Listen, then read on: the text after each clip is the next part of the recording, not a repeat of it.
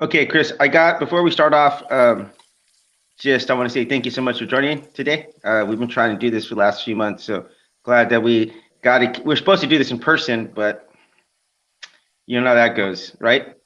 Mate, that I'm not going to lie, made for a funny story. But next time, mate, Funny. I got to the we'll airport and they tell me I can't take the flight over there to Australia, man. We had some plans to meet up, but it's all right. Maybe we'll get that done in the future.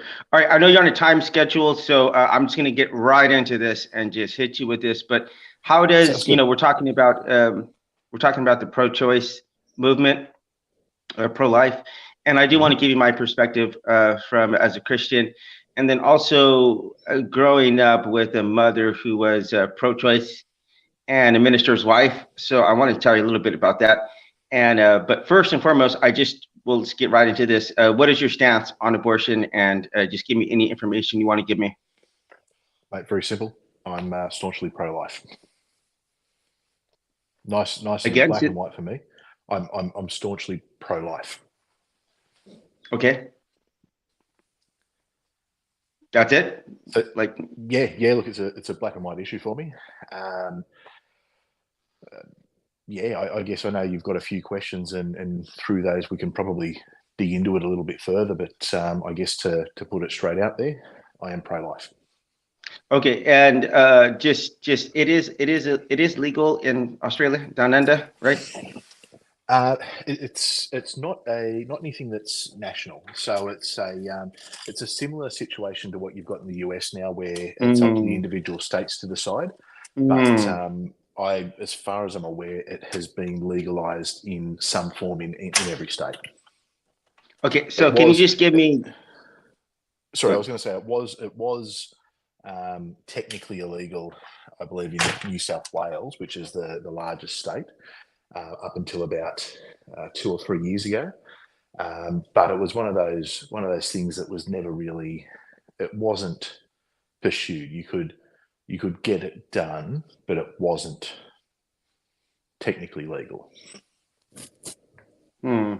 There All was a right. lot of loopholes and grey area, and in the end they just legalized it. I So believe okay, up to 16 weeks. so my first question is how does your religious views, the religion of atheism, how does that influence your stance? Cool. So I'm just going to quickly say the religion of atheism isn't a thing. Atheism is an individual stance taken. So there's no real set. There's certainly some cult-like people and organisations that under the guise of atheism, that are very religious in the way they act. But atheism itself, and certainly any atheism that I'm involved in, isn't religious in any way. How does it influence what I Hold on do? one second. I promised I wouldn't mention the cult of atheism, but you mentioned it, so maybe we'll It, explore that later on. But keep going. yeah, I strongly we'll, disagree with what you just said right we'll, now, but we'll, we'll I'll say let we'll you. say we'll say there's cults within atheism, but atheism itself is Okay. just a position on um, whether there's a god or not. But anyway, we a complete side issue.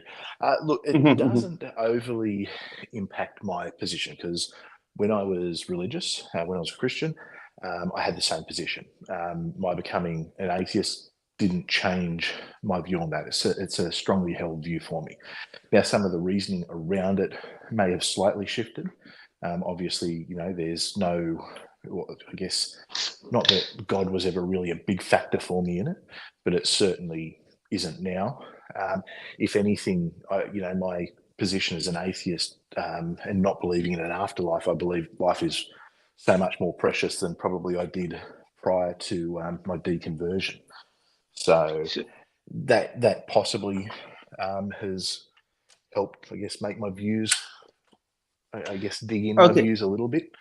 Just because, I don't think that, I guess as a Christian, I might have had some solace that,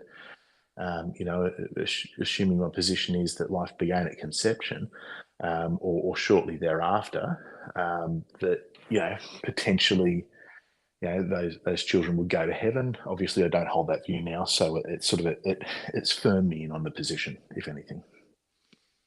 By the way, Don, I would never, ever, ever delete the comments. I'm not protecting the atheists. My job as a Christian, I think I do want to combat atheism, but try to do so in a respectful and civil manner. Because I do think that, I mean, I just have to be honest with this, because you told me you didn't respect my religion. I'll tell you flat out, I don't respect atheism in the slightest sense of the word, but that doesn't go into You atheism. might have me confused. I actually do respect Christianity. I think Christianity's got a lot to offer in society. I think Christianity has been a net positive. I just don't believe it. Yeah, but in the first talk we ever had, I mean, you did say that, so I mean, it's all right. We can get on past that, because I don't want to make that a focal point. But the thing is, my issue. But I just want to clear up that I've got no issues with Christianity. I've got a lot of friends who are Christians. I respect their beliefs.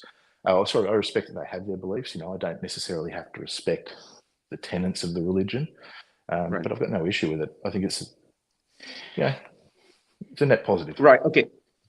Okay. So, do you follow much about American politics? A lot.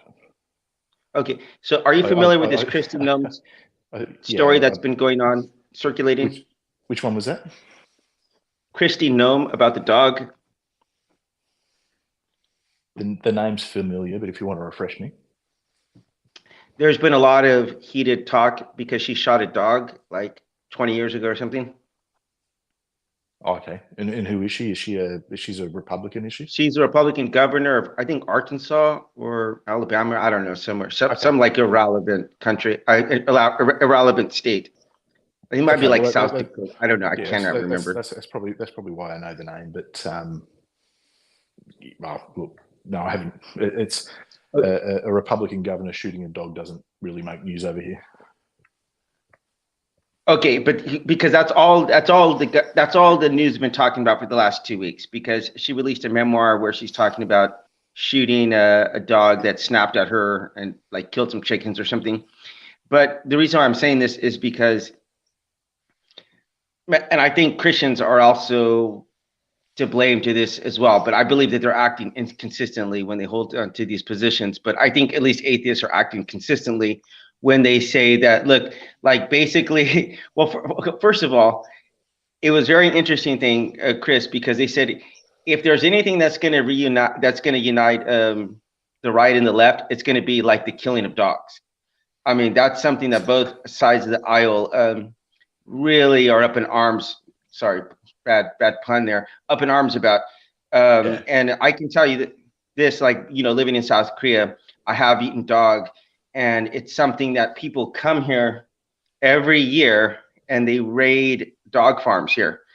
And they make it all dramatic. They take the dogs back to America. Meanwhile, a couple hundred miles up north in the atheist utopia of North Korea, you have people by the hundreds of thousands being housed in concentration camps. North Korea is not an atheist utopia, at all. Well, but of course it's not a utopia, but it's an atheist country. Anyway, the point being, no. I'm not letting you move on from that. Look, I'm happy to have this conversation, but if you're going to throw in things like that, I am going to fight back. North Korea is not an atheist country. There is a religion centered around the Kim family, where they are seen as living embodiments of or deities. The people in North Korea believe that the Kims can read their thoughts. It is not an atheist country. It is a country that is a cult of the Kim family, very much. Okay, so Juche, as I've told you about before, yes, is absolutely based inside of atheism and materialism. So anyway, the point being, the bigger. Stop doing this, mate. You got to stop doing this. You got to stop doing this. There's a much bigger point here. The bigger point is that people care more about the dogs than humans. I'm here for a conversation on. My stance is pro-life, and if you're going to throw in the little digs at atheism, I'm going to bite back. If you want to have that conversation, we can have that conversation. I've come here for a different one, but if you want to have that conversation, we can have that conversation. Okay.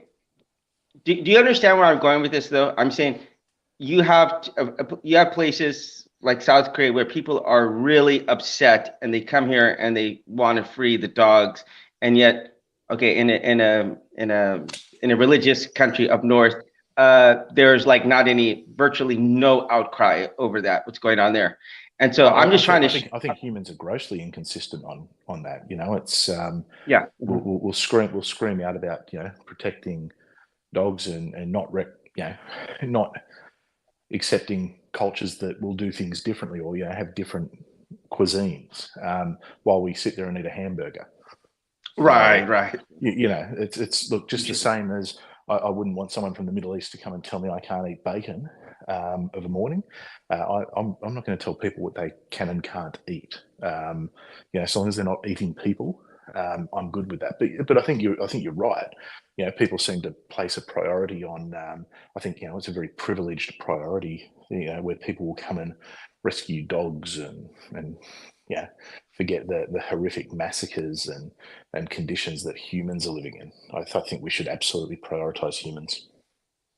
Hey, Don, I've been really busy with the project. In fact, it's 9 o'clock and I'm still at work right now. So I've been super busy, but don't worry, we're going to set up that debate. Don't worry about that. I'm definitely not protecting atheists. No one would accuse me of that. But okay. So here's the general point I'm getting at. Okay. So because I have heard a lot of atheists argue about this, that there's no real value on human life except for what human beings put on it. So Incidentally, the person in the comment who's saying that you're censoring, I'm seeing all their comments come through. Like every single one of their comments is coming through. There's a whole other thing.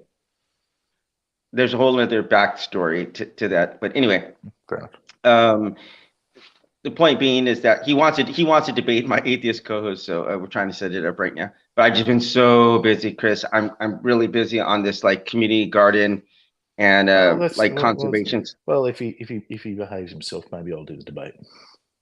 No, not you. Actually, this might be him. This might be him right here. Actually, it's like they're both here right now. That's hilarious because I'm pretty sure this is the guy right here. Anyway, I don't want to get sidetracked because I do want to get back on board because, okay. So then how do humans get value as an atheist in your opinion? Because I completely get where someone like, T. Trump, oh yeah, okay, so there's, God, that's funny. These guys are going at it in the comment section, but I'll just ignore them for now. But anyway, the point being is that like, where does this value come from? Like, why, in your opinion, is a human more valuable than a dog? Well, it's a personal perspective. It's subjective. There's some people who obviously don't hold that opinion because, as is evidenced by their behaviour. For me, I just value human life. That's just something I think that I am a human. My family are humans. I just prioritise humans. That's just the way that's for me. I think it's probably a natural thing. I think probably an evolutionary thing that we're designed to look after our own. We're a tribal species. Okay, if you're trying to get to where does it come from, it doesn't really come from anywhere. It's just it's a result of a combination of many factors. My upbringing, my personal experiences, my opinions, how I view the world, which is different from how you or other people would. Yeah, because obviously, okay, because I'll tell you something very interesting. Because growing up, I was very pro-life, and my mom was actually pro-choice, and it seemed very contradictory, because she was a minister's wife. And I remember one time we were having like this discussion. Gives me chills just think about this, because she basically said, "Well, Isaiah, there's certain circumstances that it's probably like the best thing to do in the situation." I don't know the exact word she used, but I mean, I was really young, so I just kind of flew over my head at the time. But probably about a year prior to her death, she sat our entire family down and she opened up about a lot. And I don't want to get into the details of that, but she opened up about a lot of things that truly helped me to understand why she would be pro-choice, and stuff that she kept in her heart her whole life. And I mean, I'm glad that she got to get it out of her chest, the last year of her life, but it was something that definitely ate her up. But that being said, it's like I remember when I went to Bible college my freshman year, and people were saying stuff like you can't be a Christian and a Democrat at the same time, and I'm like, I'm in middle of the road, Chris. Like, I'm not. I lean left, but I'm certainly not a Democrat or anything like that. But just hearing that these people were judging my mom after not knowing anything about her and trying to assume that they know anything about her life. But for me, it's like we grew up, I think, over 10 kids. My mom fostered into our house because she lived in a very chaotic childhood.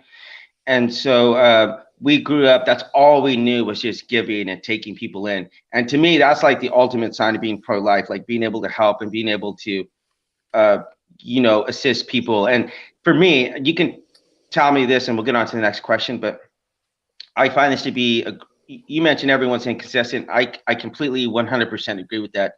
But I find this to be extremely inconsistent within the religious right wing, the Republican Party, because there's a whole lot of we're pro life, did this, and then as soon as the baby gets out of the room, they don't give a shit. So, what do you think about that inconsistency there? It seems like they just want to play the moral high ground. Do you agree with that? Uh, well, possibly in some cases. I think generally the conversations I have with people on the right, there's a lot of mixed opinions on pro-life, pro-choice. Like it's not if you're on the right, you're pro-life. If you're on the left, you're pro-choice. It's not a right-left thing. Because I know people on both sides of politics who have got on all sides of the debate. As far as look, how would I put this with US? I don't think it's a fair call to say that once they're out of the womb, they don't care about them anymore, because it's there is social safety nets in the United States that are certainly better than there is in a lot of different countries. Now there's certain policies and there's certain ways that policies are interpreted. I know healthcare is an obvious one that there's always big debate on in the US as to how that can work better. Welfare, things along those lines. Generally, the right or the more conservative position is people need to be able to look after themselves, and parents have a responsibility if they're going to bring children into the Mm-hmm. world to fulfill that obligation. But at the same Mm-hmm. time, I don't think anyone's going to be left starving on the street. There's still social safety nets, even in the United States. Not as good as some countries. Right. And certainly in I live in Australia, South Korea, so yeah. Well, I mean, in Australia, right. our social safety nets are significantly better than the United States, but we're also we might be a similar country culturally, but economically we're vastly different.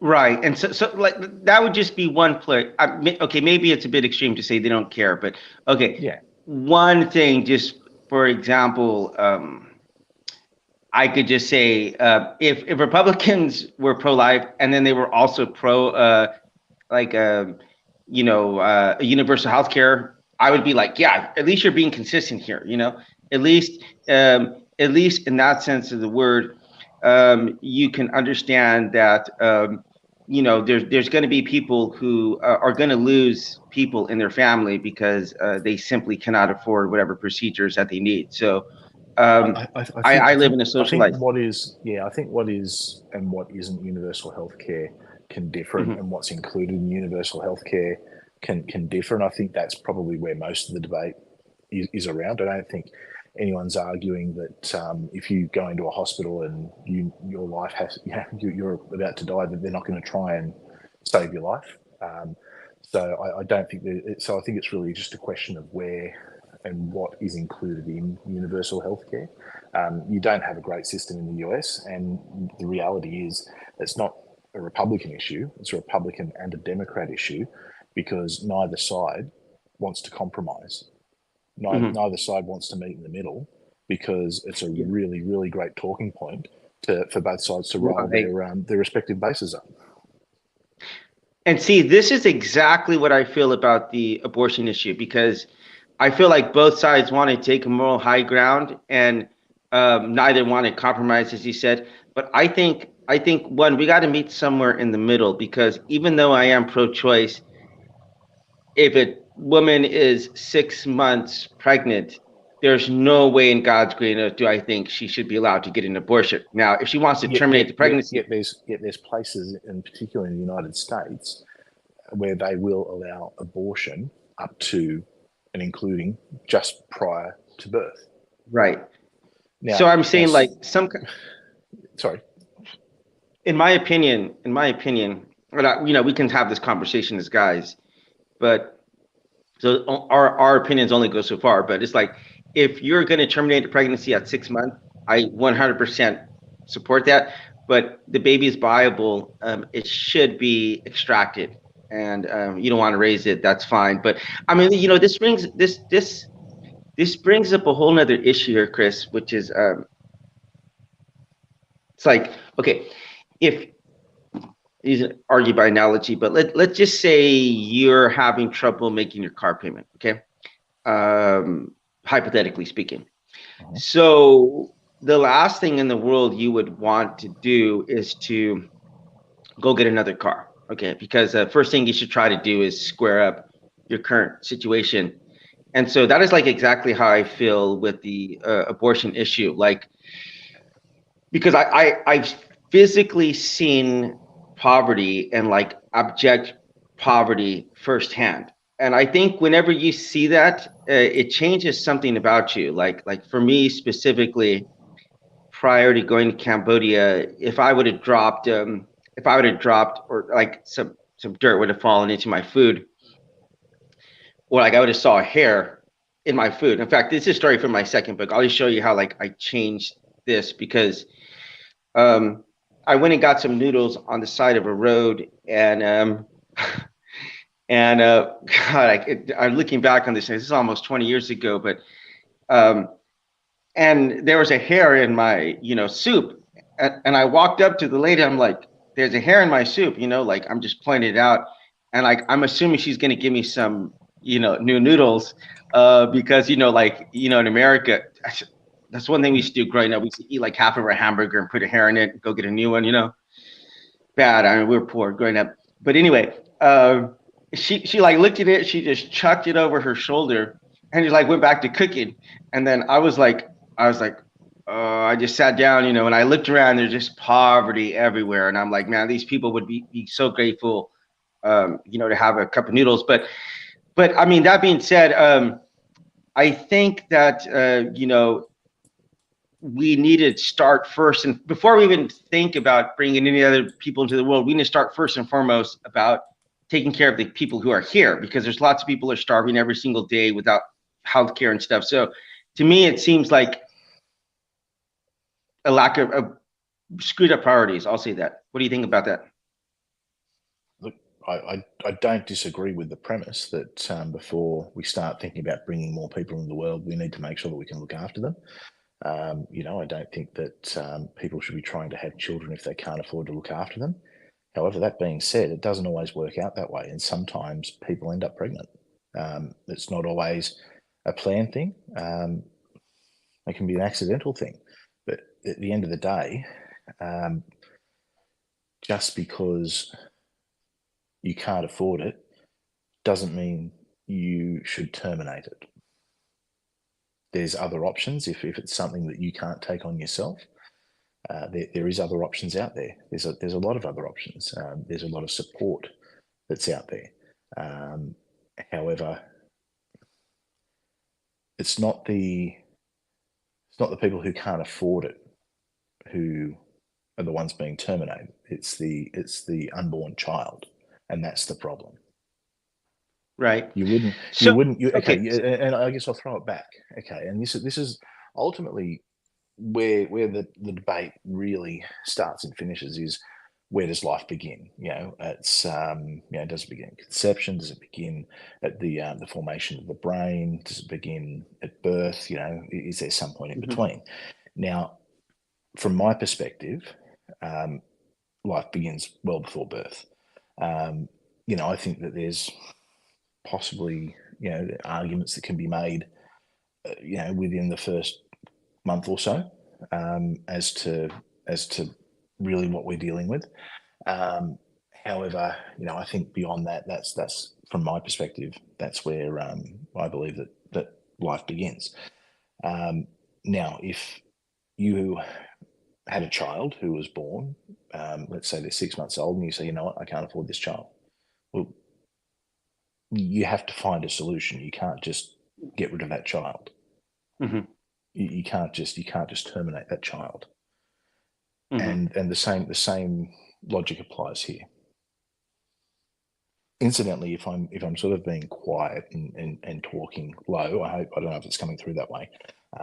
It is fairly late here. I've actually got a sleeping house on, trying not to wake up any of my lot. Got it. Oh, look at Scummer comes. So, okay. So, yeah, I'll try to get you out of here because you got 30 more minutes. So, okay. So then let's just get right into the next question.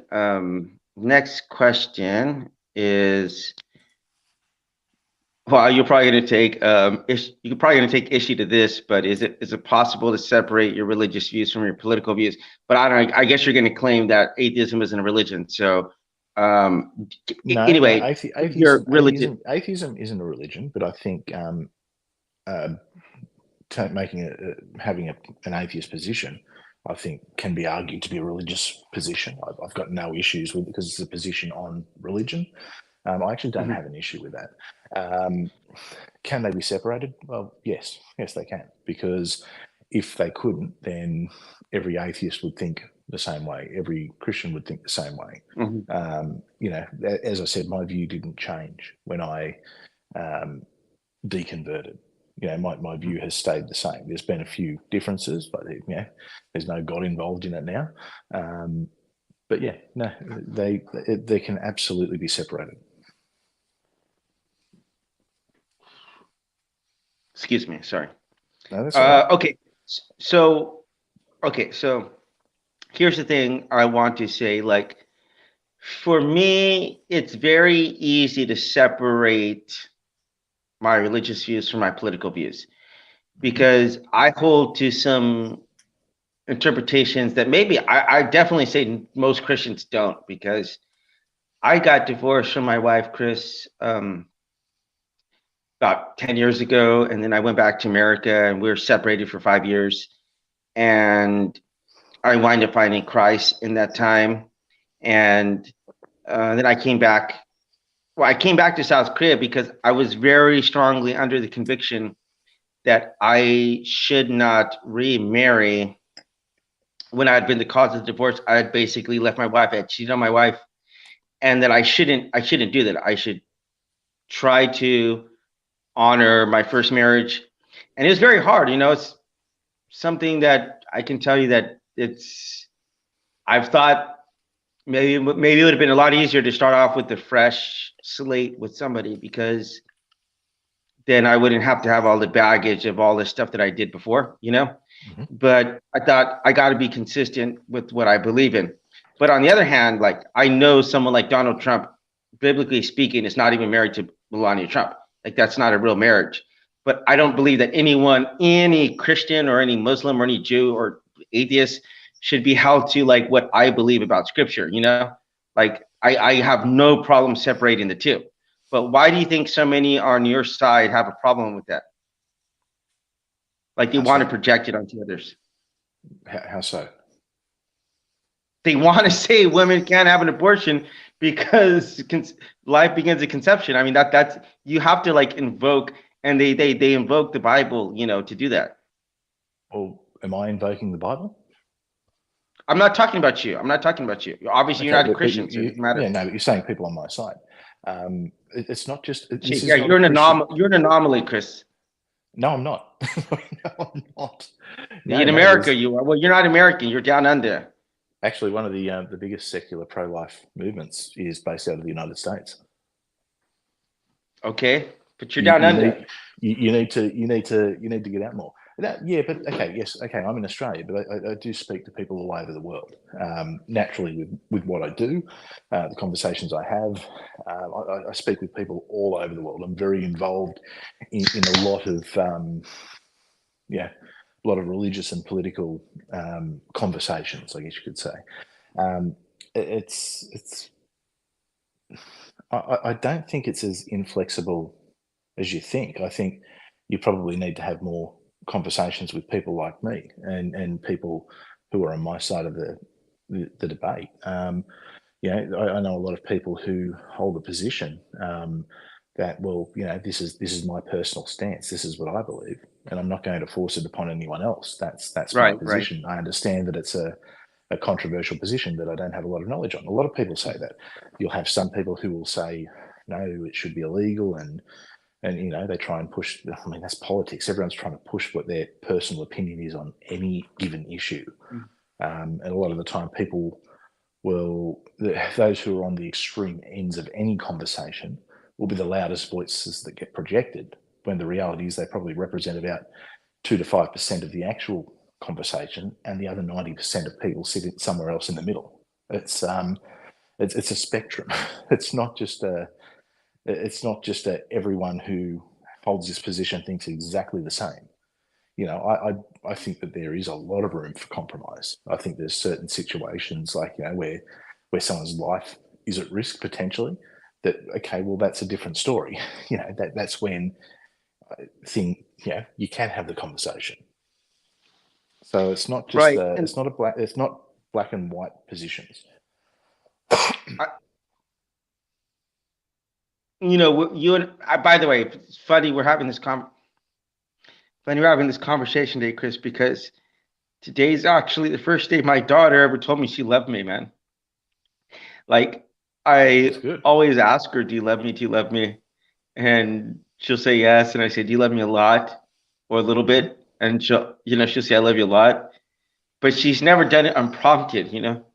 She's never told me she loves me just without any kind of asking. So yeah, today's an amazing milestone. But It's a nice feeling, what isn't it, it? yeah, it's just like I can accept that because of my ideas about empathy. I can accept that there's a universe in which I would exist in which I could possibly hurt my own daughter. I know in this universe that I exist in, I would. I mean, you would have to kill me. You'd have to kill me before I could do something that could hurt my daughter. But just you and I both know this, man. There's people out there who would do this, hurt their own children, and Yeah, well, so you have a situation, there's evil people in the world. right? Unfortunately, it's just the reality of things. I think we all So like to think that we're good people, and we all like to. I like to hope for the best in people, but there are evil bastards out there. We see yeah, it every day. Todgers, they're Todgers. That's the They're official worse. They're word. worse than that. I mean that lunatic that's running North Korea above you, he's evil. That's a great example of evil. Yeah, These bloody Hamas lunatics. Great example of right. evil. There is evil in the world.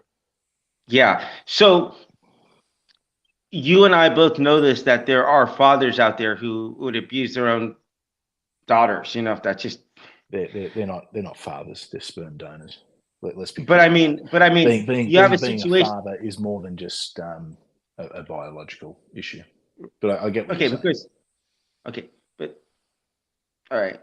No need to I, editorialize this. I'm trying to get the question out here because you have a situation like that, and this is the reality of someone who might be in the situation. So how do you? What are your thoughts on that? Where incest, for example. in cases of child abuse, it's the most horrific thing that's out there. It's evil, pure evil. If I ever encountered anyone who was doing that, I would take every ounce of me not to put them on their ass straight away. It is, yeah, that's.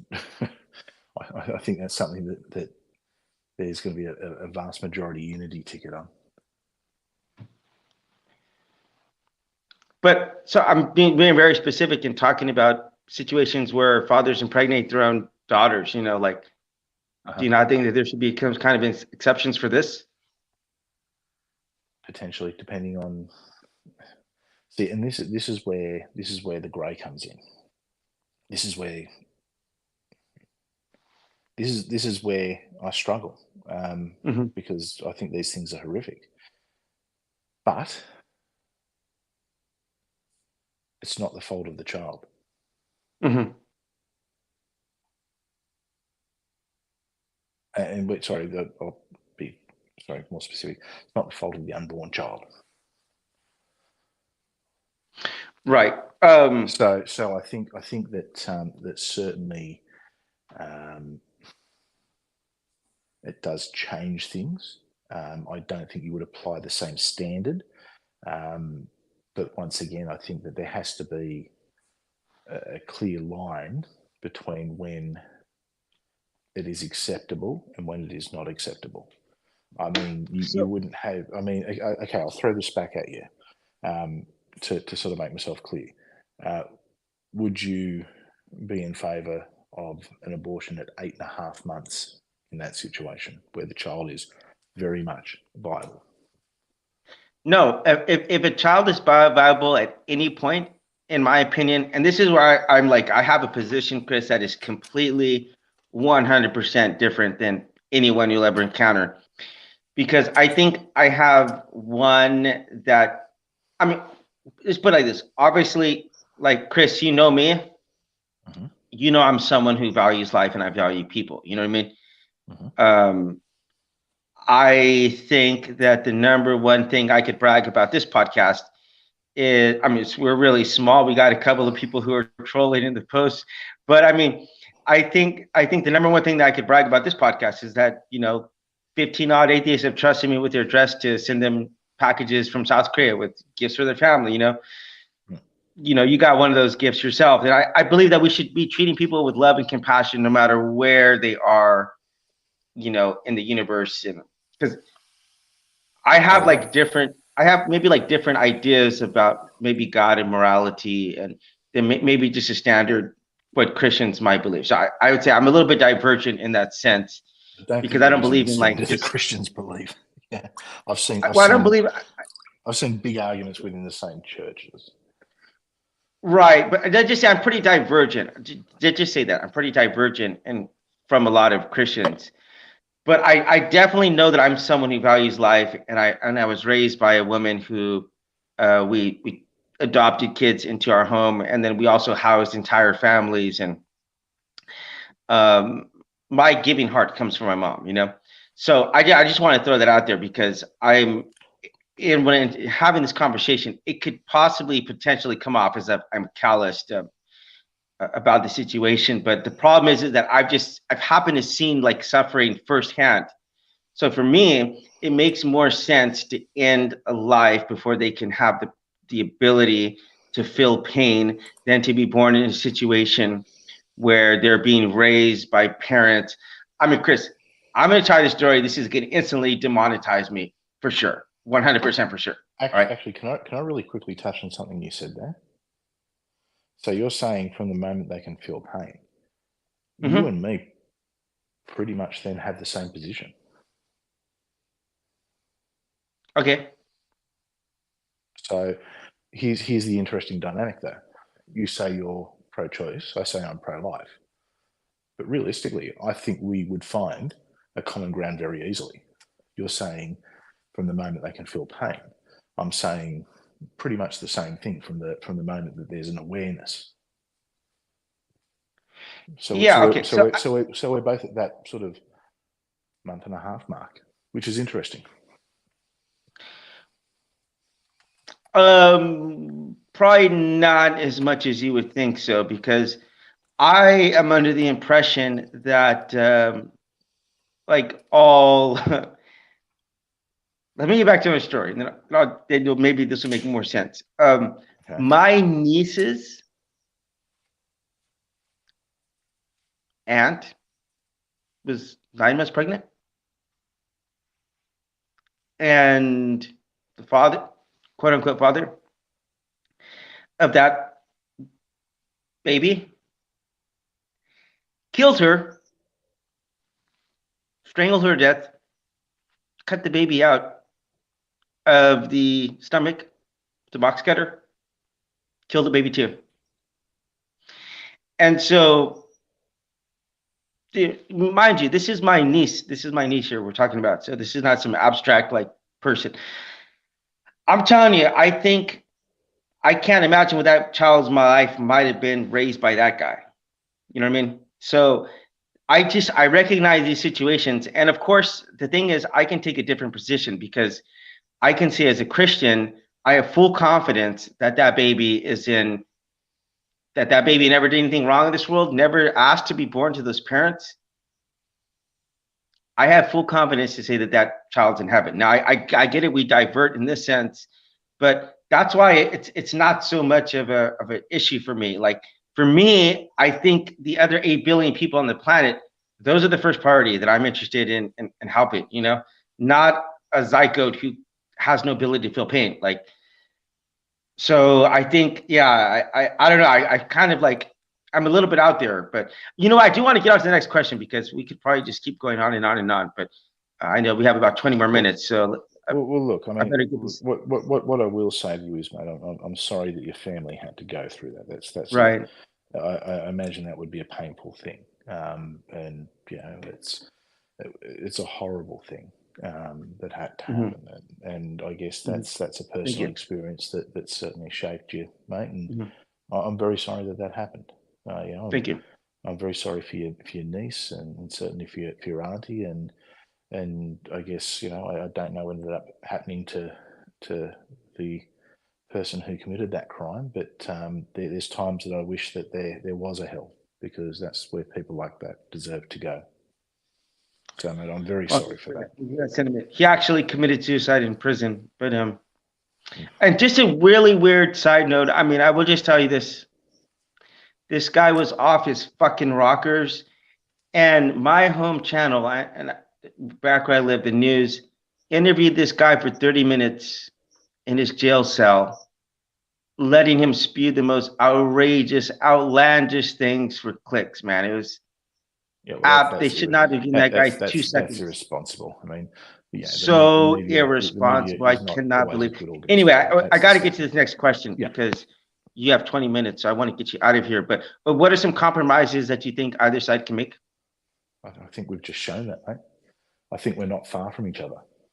I think that look, they're just. I think we just need to find a middle ground on when does life begin? What can we do?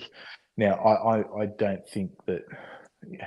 I don't think it's reasonable to say at conception because I mean, realistically, we're talking about. You know, a sperm in an egg is potentially that point. You know, the clumps of cells, the zygotes. Yeah, okay. I don't necessarily, you know, I don't think that it's reasonable to stop people at that point, despite what my own personal opinion might be. So I think it just comes down to we need to have a reasonable determination about what's the limit, where do we call it, and I think you and I have just shown. You know, you're sort of saying as soon as they can feel pain. You know what? That would be if that was the compromise that had to be made. I'd be there. You know what? I would take that and I would say this is a win. Yeah. Okay. So right. Okay. So I get that.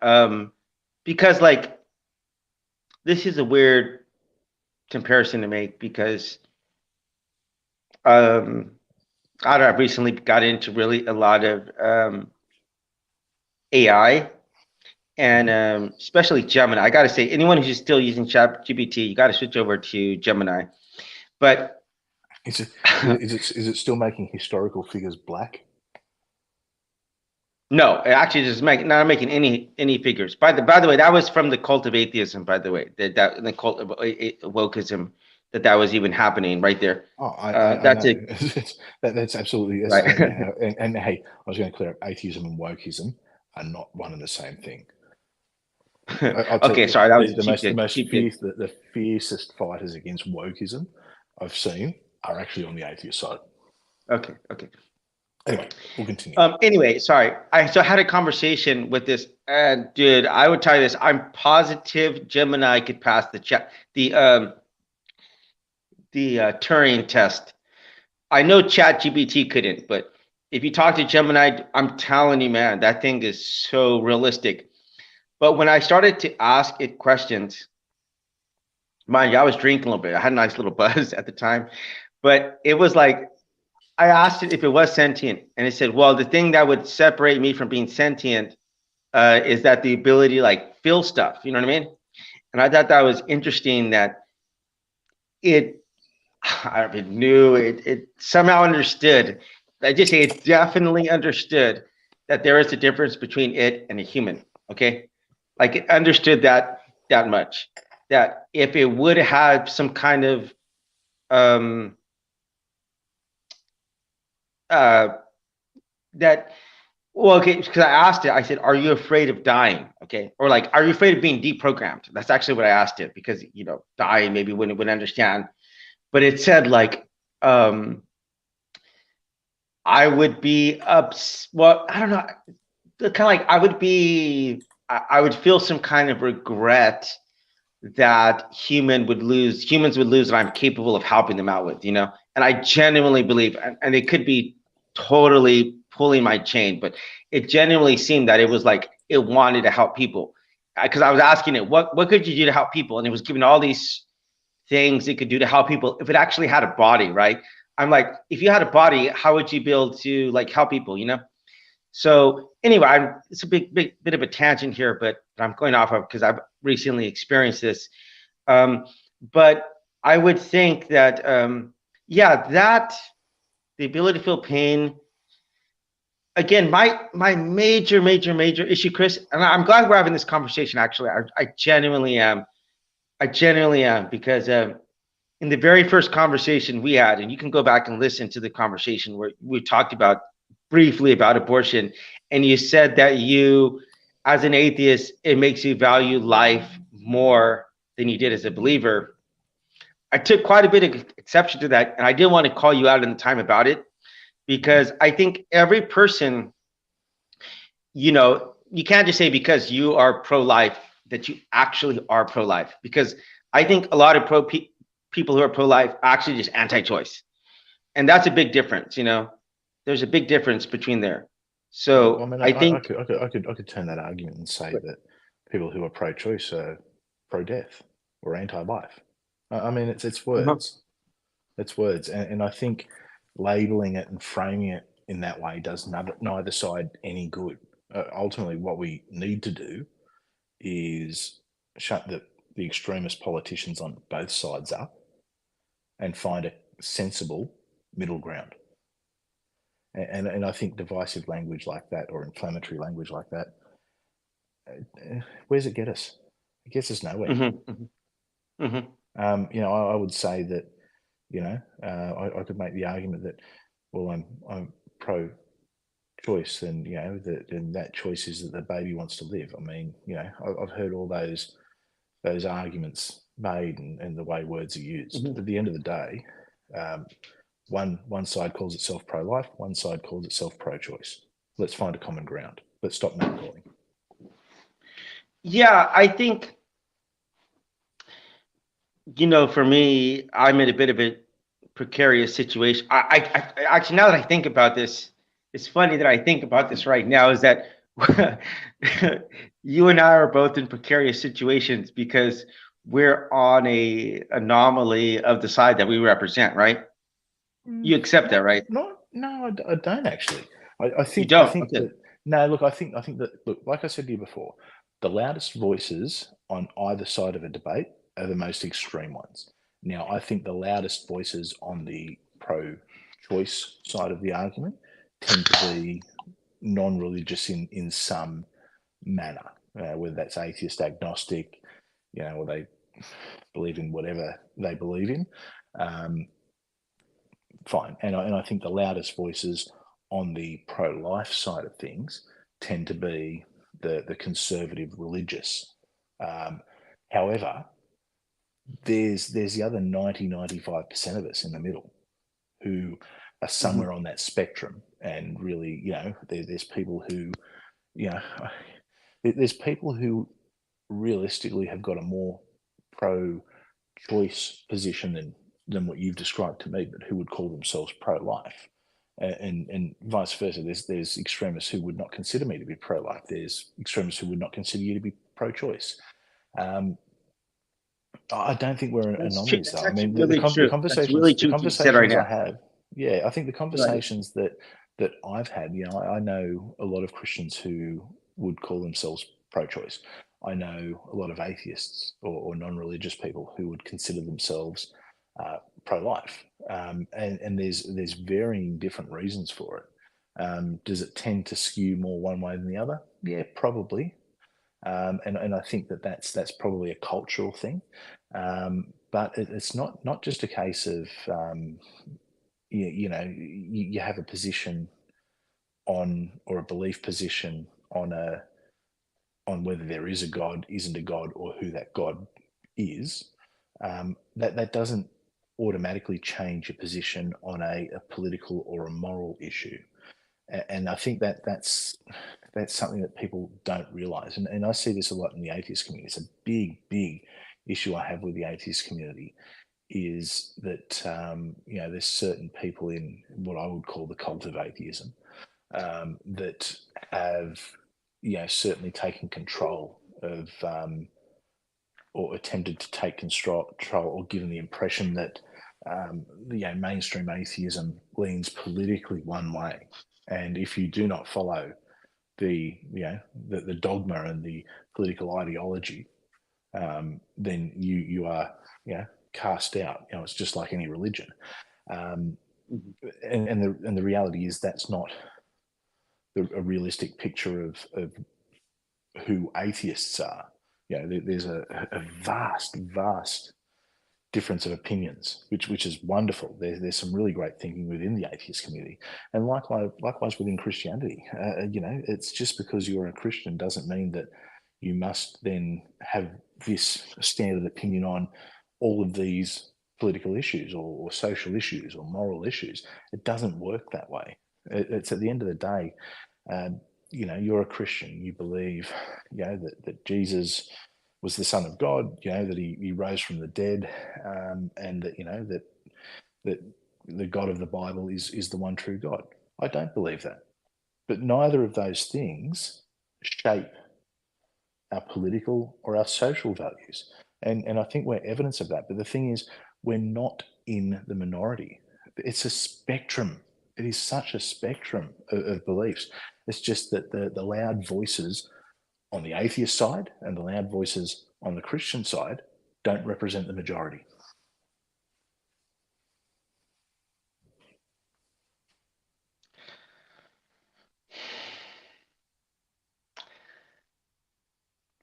I genuinely wish I could. I was at liberty to go into all the things that my mom like told me last like year of her life. Like, I think I would upset my members of my family. I positively know I would upset members of my family if I would go into that. But I think at the end of the day, just accept that there's some.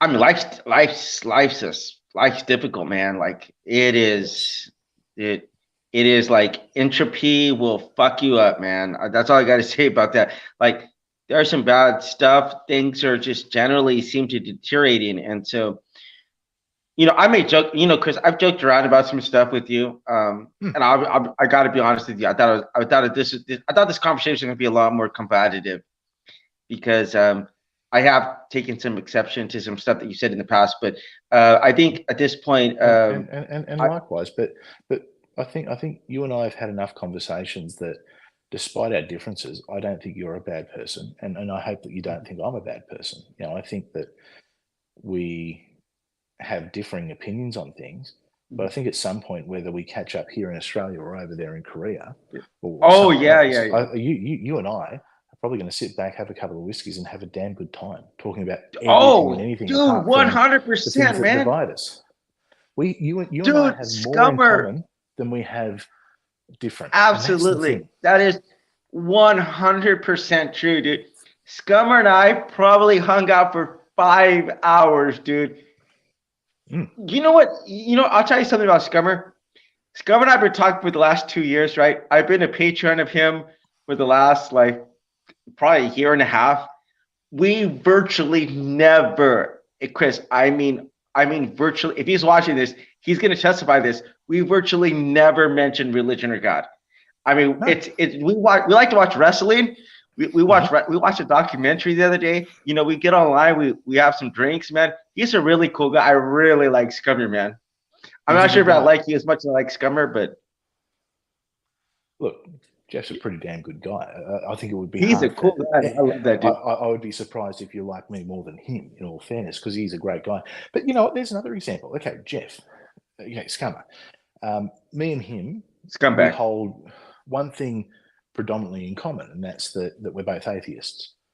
But I mean, politically, we couldn't be more diametrically opposed. I mean, we have vastly different opinions on things, and we come from a similar culture where, the left and the right of our respective countries are very similar. But you know what? We get on, so we get on great. It's he's someone who I'm happy to say has been a friend of mine for years now. Yeah. We've had laughs together. We've watched football games together. Yeah. We've had deep, in depth conversations about a lot of things. And you know what? There's been things we've agreed on. There's been things we've found common ground on, and there's been things we haven't agreed on. And you know what? That's cool, because not everything has to be a debate. Not everything has to be an argument. And that's something I've learned over the years, especially online. When I first got online and I was the angry atheist, let me tell you, I was out. I was going to take down Christianity, and I've softened over the years. I really have, because I've been able to step back and get over what my own personal issues were with Mhm. it, and sort of step back and have conversations with people. Like I said to you earlier, I think Christianity has been a net positive. Are there issues with it? Absolutely. Absolutely. Are there Mhm. issues with atheism? Absolutely. I think at the end of the day, whether regardless of what you do or don't believe, we're all humans and we're all flawed. We've all got opinions, and we're Absolutely. tribal, and But I think Yeah, dude. the majority of us want the best thing, and sometimes we have different ideas on what the best thing is. But I think ultimately most people are good. Hey, Chris. I have like a degree in history, and when this is funny because specifically with you, I wouldn't have this talk with someone else, but anytime history gets mentioned with another person, I am like light years ahead of them, man. But you've been the only person I've had to get into historical conversation with that I was like at the how do you call it? Like I had the short end of the stick. Let's just say that. You're literally the only person, but yeah, I think we In definitely do have a. in your defense, this is what I do. I mean, It was 2-on-1. I'm working towards a PhD. I'm not just You're right, right. So it's like I think your historical knowledge is probably better than most. Oh yeah, that goes But without saying. I but love. I mean, I love history, but I definitely can and recognize when just I've to be been. clear, I did warn you. I did say, hey, You did, you did. here's my background. But Here's what I do. Are you sure you want to do this? but I mean, but the thing is, just to clear the air on that, I did want to take the most controversial topic I could possibly think. Because you're like, are you sure you want to do this? Are you sure you want to do this? I'm like, yeah. I want to literally take the most controversial topic just to say that, look, you can have conversations at any way and still be completely civil and completely cordial about it. Mhm. Like I talked about this with Scummer. I'm like, you and I get along, but I'm like, I'm sure Scott, no, it's not Scott. I think Scott's the other guy who's talking on there, but I'm sure Chris and I would get along a lot better because one, we have families, we're married, and we have the historical background that we would love to talk about um, all night long. I mean, I could talk about history till the sun comes up, but anyway, we're at the top of the hour, Chris. It is 10 o'clock. I am going to scratch the last two questions because If you want to they do them, were intended to. I can give you another 10 minutes. If you No, want no, to get no, them no. out, because I know you did want to. No, no, no. And They were intended to. They were intended to entrap you, but I don't even want to try to go down that route at this point because I think you and I have turned over differently. I know that way. That's why I'm saying you can do them. No, but I think I really wish the whole history because you and I have a pretty rich history at this point, Chris. Like it's pretty rich, right? Yeah. Yeah. Because We've I been mean, around the some block a few shit went times. down. Some shit has gone down between you and I. And I would have loved to have the conversation in person, as you said.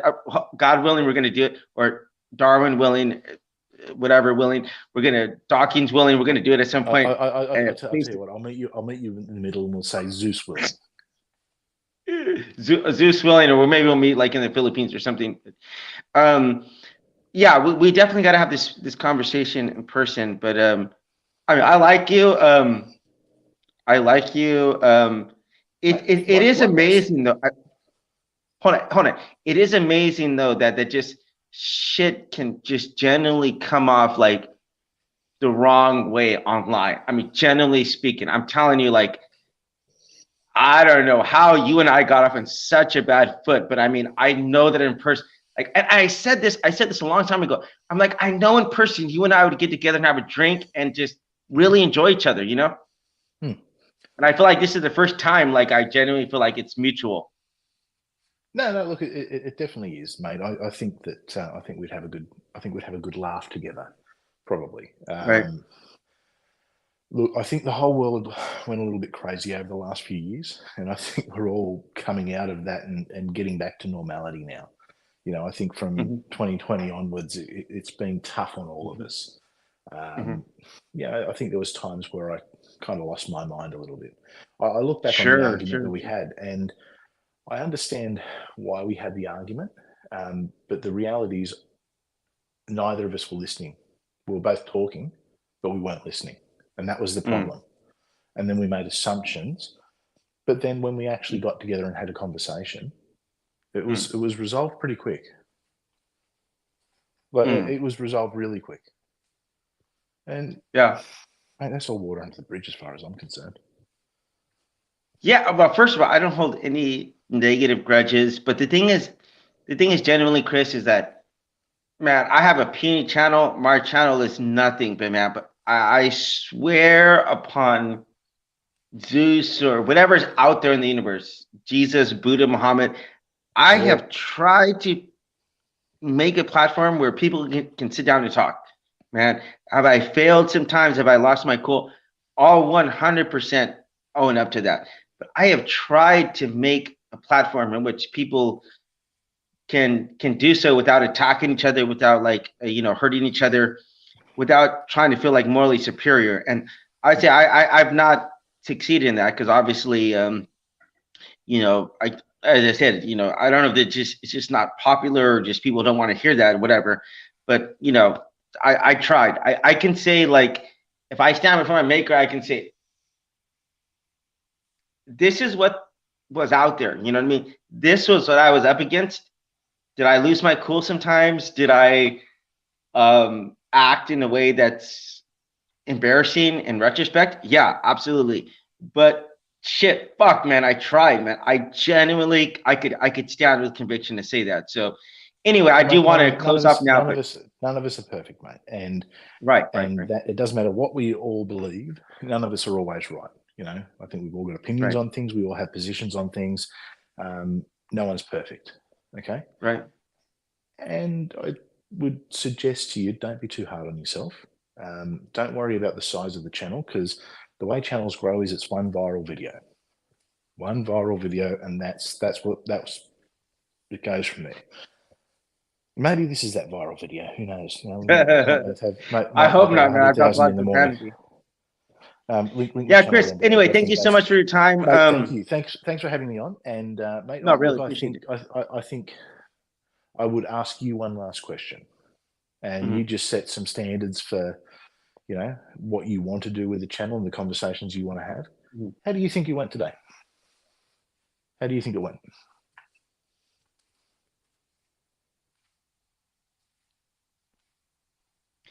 Chris, I designed my questions to entrap you, so I know. I came here trying to cut you down. So obviously I still have a lot to grow because no, I think I'm somewhat justified because yeah, and you can go back and listen to our first conversation because you said something that you said that as an atheist you value life more than a believer. Or I think you might have misunderstood that. What I probably maybe. said I'll is, grant that I misunderstood that, but I'm like, as an atheist, I value life now more than I did as a believer okay, because, okay. I guess the nice thing about Christianity is it's got life after death insurance. Hmm. For me, this is it. For me, every Hmm. second is precious. Every second of my loved ones is precious because, from my perspective, this is it. I'm not going to see them in heaven. Right. So that's why I hold that position. So, and that's interesting that potentially you've misunderstood what I've meant with that. I don't think that you would value life any less than I do. I don't know. I can't read your mind. I don't know what you feel. I'm not going to You know, presume.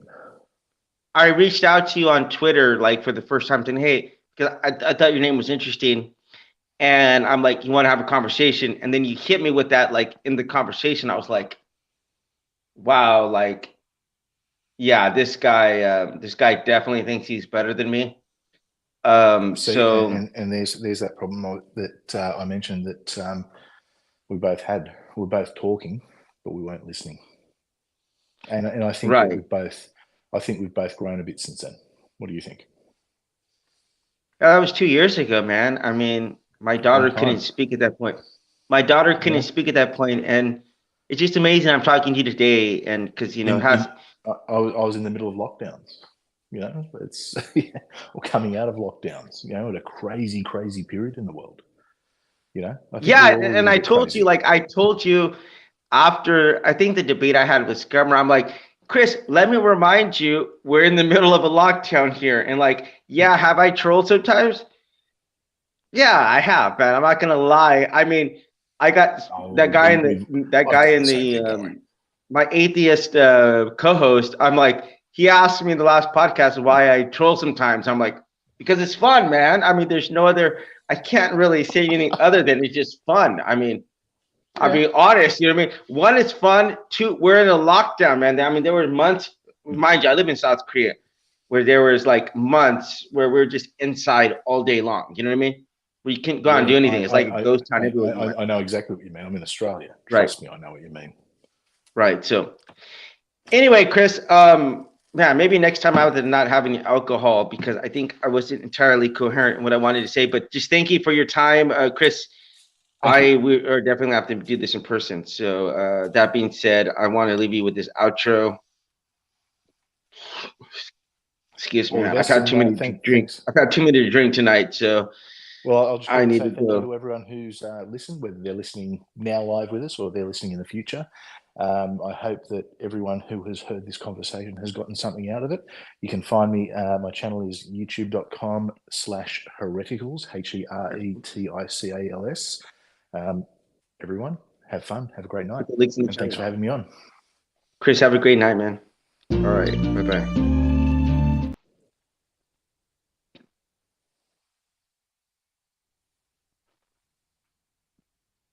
Oops. You're not drinking.